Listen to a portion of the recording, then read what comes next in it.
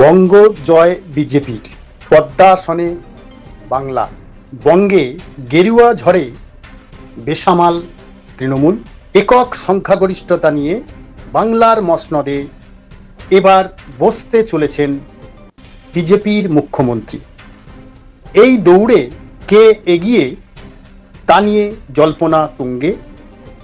পশ্চিমবঙ্গের 294টি বিধানসভা আসনের মধ্যে ঘোষিত 293টি কেন্দ্রের ফলাফল: বিজেপি 207 আসন, তৃণমূল 80টি আসন, ভারতীয় জাতীয় Congress INC 2, Janata Unnayan party AJUP 2, CPIM 1, Indian secular front AISF 1।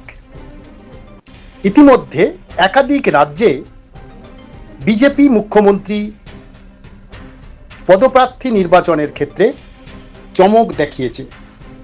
বাংলার ক্ষেত্রেও মানুষ মুখিয়ে রয়েছে সেই চমকের অপেক্ষায়।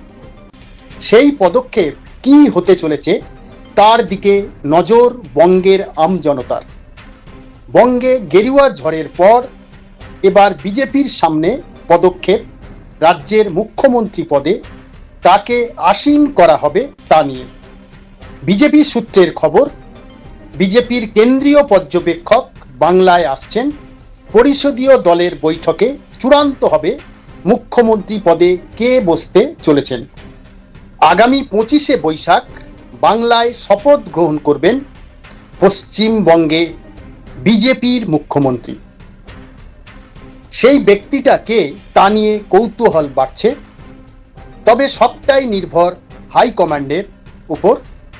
নাম উঠে আসছে বিজেপির রাজ্য সভাপতি শ্রমিক ভট্টাচার্য, ভবানীপুর ও নন্দীগ্রাম 2 আসন থেকে বিজয়ী শুভেন্দু অধিকারী, কলকাতার রাসবিহারী কেন্দ্র থেকে জয়ী ডক্টর স্বপন দাশগুপ্ত, উত্তর দিনাজপুর জেলার কালিয়াগঞ্জ বিধানসভা কেন্দ্র থেকে ৭৬,৪২৫ ভোটে জয়ী বিজেপি প্রার্থী উৎপল ব্রহ্মচারীরও।